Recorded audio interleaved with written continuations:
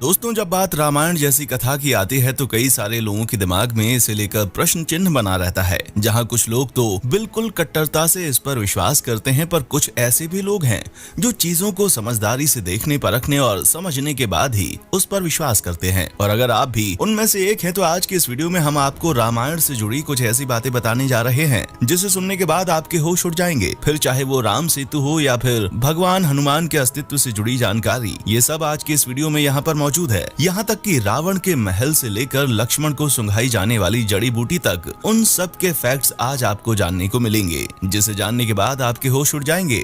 बस हमारा और वीडियो का साथ अंत तक मत छोड़िएगा। संजीवनी बूटी। आइए सबसे पहले बात करते हैं उस जड़ी बूटी के बारे में जिसकी चर्चाएं इतिहास काल से चली आ रही हैं। आपने बिल्कुल सही समझा, हम संजीवनी बूटी की बात कर रहे हैं जिसे लक्ष्मण जी को सुंघाया गया था। पर क्या आप जानते हैं, जिस जगह पर लक्ष्मण जी ने इस जड़ी बूटी को सूंघा था वहाँ पर हिमालय की दुर्लभ जड़ी बूटियों के अंश मिले हैं, जबकि पूरे श्रीलंका में उस तरह की जड़ी बूटी पाई ही नहीं जाती। वो सिर्फ और सिर्फ हिमालय में पाई जाती है। अब आप खुद ही सोचिए, हिमालय की जड़ी बूटी का श्रीलंका में पाया जाना इस बात का पुख्ता प्रमाण है कि यहाँ पर ये घटना घट चुकी है, वरना भारत के नॉर्थ से आई जड़ी बूटियाँ उसके बिल्कुल साउथ में कैसे पाई जा सकती हैं। कोबरा हुड केव, श्रीलंका। अब आइए आपको उस गुफा के बारे में बताते हैं जिसमें माता सीता को असुरों द्वारा पकड़कर रखा गया था। और हम ये बात ऐसे हवा में नहीं कर रहे, बल्कि ये बात पुरातत्व विभाग वाले लोगों ने इस गुफा की जांच करके बताई है, जिसमें पाया गया है कि इसका ये जो स्ट्रक्चर है ये नेचुरली बनकर तैयार हुआ है। इसमें किसी भी इंसान का कोई हाथ नहीं था। रामायण की कथा में भी इसी का जिक्र करते हुए बताया गया है कि माता सीता को असुरों ने अगवा करने के बाद यहीं पर रखा था। और इस चीज की पुष्टि करने के लिए आप यहाँ बनी तस्वीरों पर नजर डाल सकते हैं। इन गुफाओं में ऐसी तस्वीरें बनी हुई हैं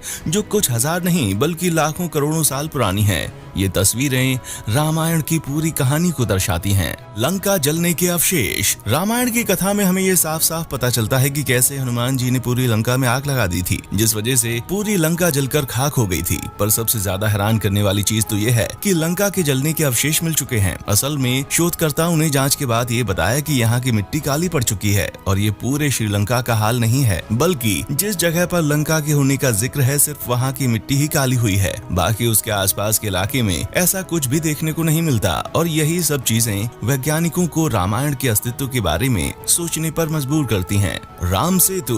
दोस्तों, हम सभी को पता है कि राम सेतु भारत और श्रीलंका को एक पुल की तरह जोड़ता है, जो अभी भी यहाँ पर मौजूद है, जिसके बारे में कई सारे वैज्ञानिक काफी खोजबीन करने में लगे रहते हैं। पर अगर हम रामायण की कथा की बात करें तो इसमें राम सेतु के अस्तित्व का स्पष्ट प्रमाण दिया गया है। रामायण की कथाओं के अनुसार ये सेतु वानरों द्वारा पत्थरों से तैयार किया गया था और इसमें जिन पत्थरों का इस्तेमाल किया गया है वो पानी के ऊपर तैरते हैं। हालांकि अब राम सेतु का इस्तेमाल नहीं किया जाता, लेकिन गूगल मैप में देखा जाए तो हम और आप इसे साफ साफ देख सकते हैं। अगर हम इस राम सेतु को वैज्ञानिक दृष्टिकोण से देखें तो वैज्ञानिकों ने इस पर काफी रिसर्च और उसके बाद ये बताया कि इस्तेमाल किए जाने वाले पत्थर काफी खास किस्म की धातु के बने हैं, जो कि आज से लाखों करोड़ों साल पुराने हैं। पानी में तैरने वाले पत्थर। जैसा कि हमने आपको बताया, राम सेतु एक ऐसा पुल था जिसके पत्थर विशालकाय होने के बावजूद पानी में डूबते नहीं थे, बल्कि ऊपर ही तैरने लगते थे। हालांकि सुनामी के बाद इन पत्थरों में से कुछ तैरते हुए जमीन पर आ गए थे, पर शोधकर्ताओं ने जब इन पत्थरों को दोबारा पानी में फेंका तो वो तैरने लगे, जबकि वहाँ मौजूद दूसरे पत्थरों को अगर पानी में डाला जाए तो वो तुरंत डूब जाते हैं। वैसे तो अगर साइंटिफिक तौर पर बात की जाए तो इन पत्थरों में ऐसे कई सारे मटेरियल्स मौजूद हैं जो इस तरह की विशेषता को रखते हैं। उन्हें पानी में डाला जाए तो वो डूबेंगे नहीं। पर यहाँ सबसे बड़ा सवाल ये आता है कि लोगों को आज से कई सालों पहले इस तरह का आइडिया आया कैसे कि वो उन पत्थरों का इस्तेमाल करें जो पानी में नहीं डूबते हैं, और उन्हें इस तरह के पत्थरों के बारे में पता कैसे चला। आपको क्या लगता है दोस्तों, राम सेतु के बनने की कहानी सच है या फिर आप भी साइंटिफिक चीजों पर ही विश्वास करते हैं? अपना जवाब हमें कमेंट सेक्शन में लिखकर भेजिएगा। टस्क हाथी। दोस्तों, रामायण के एक अध्याय में श्रीलंका की रखवाली के लिए विशालकाय हाथियों का वर्णन किया गया है, जिन्हें हनुमान जी ने चारों खाने चित कर दिया था। और हैरान करने वाली बात तो यह है कि पुरातत्व विभाग के लोगों को श्रीलंका में इसी तरह के हाथियों के अवशेष मिले हैं, जिनका आकार आज के समय में पाए जाने वाले नॉर्मल हाथियों से काफी ज्यादा बड़ा है। अशोक वाटिका।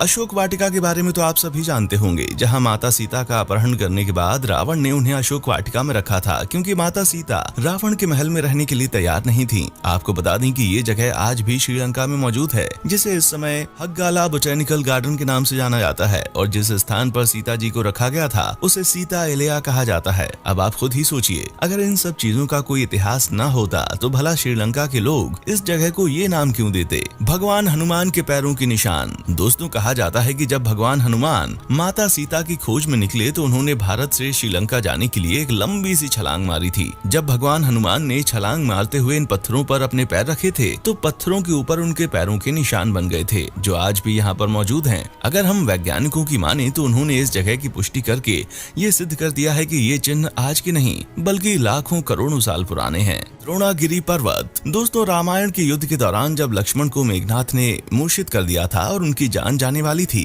तभी हनुमान जी संजीवनी लेने द्रोणागिरी पर्वत गए थे। उन्हें संजीवनी की पहचान तो थी नहीं, इसलिए उन्होंने पूरा का पूरा पर्वत ही उठा लिया और ये निर्णय किया कि वो इसको लेकर जाएंगे। पर युद्ध के बाद हनुमान जी ने उस पर्वत को वहीं पर लाकर रख दिया था। ऐसे में अगर इस पर्वत को देखा जाए तो उसमें आज भी वो निशान मौजूद हैं जहाँ से हनुमान जी ने इसे तोड़ा था। इसीलिए यहाँ के स्थानीय लोग इस पर्वत की पूजा करते हैं। अग्नि परीक्षा। आपको रामायण पता हो या ना हो, लेकिन ये चीज जरूर पता होगी कि माता सीता को रावण से बचाने के बाद भगवान राम ने उनसे उनकी पवित्रता साबित करने के लिए कहा, जिसके लिए सीता जी को अग्नि के अंदर से गुजरना पड़ा और इसे अग्नि परीक्षा कहा गया। दोस्तों आज भी उस जगह पर वो पेड़ मौजूद है जिसके नीचे माता सीता ने इस परीक्षा को दिया था और आज भी यहाँ के लोग न सिर्फ इस पेड़ की पूजा करते हैं बल्कि इस पेड़ के नीचे आकर कई सारे अहम फैसले लेते हैं। यहाँ तक कि पुरातत्व विभाग ने भी इस बात की पुष्टि की है कि लाखों साल पहले श्रीलंका में इंसानों के घर हुआ करते थे और राम सेतु के पत्थर भी उसी काल के हैं। रावण का महल। दोस्तों आर्कियोलॉजिस्ट यानी कि पुरातत्व विभाग वाले लोगों को श्रीलंका में एक महल मिला है जिसे रामायण काल का बताया जाता है। इस महल से कई सारे गुप्त रास्ते निकलते हैं जिन्हें देखने पर पता चलता है कि ये रास्ते इंसानों द्वारा ही बनाए गए होंगे, पर ये गुफाएं बहुत ही ज्यादा पुरानी हैं जो हम इंसानों के अस्तित्व के बारे में सोचने पर मजबूर कर देती हैं।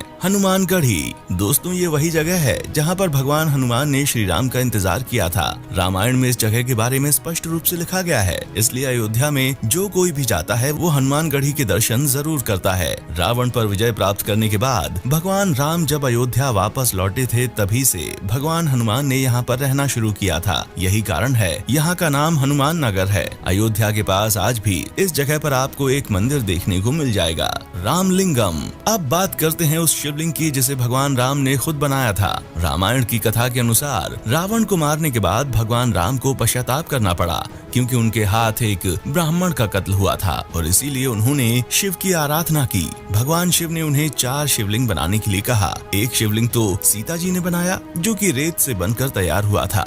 2 शिवलिंग हनुमान जी कैलाश से लेकर आए थे और एक शिवलिंग भगवान राम ने स्वयं अपने हाथों से बनाया था, जो आज भी आपको उस मंदिर में देखने को मिलेगा। पंचवटी। दोस्तों जब भगवान श्री राम को वनवास मिला था तो उन्होंने अयोध्या से लेकर श्रीलंका तक एक लंबी यात्रा की थी और नासिक के पास आज भी पंचवटी तपवन है जहां अयोध्या से वनवास काटने के लिए निकलने वाले भगवान राम, सीता माता और भाई लक्ष्मण रुके थे और यहीं पर लक्ष्मण ने शूर्पणखा की नाक काटी थी। तो दोस्तों आज के लिए बस इतना ही। उम्मीद है कि वीडियो आपको काफी पसंद आई होगी। बाकी इसी तरह की शानदार वीडियोस को लगातार देखने के लिए चैनल को सब्सक्राइब करना ना भूलें। देखने के लिए शुक्रिया।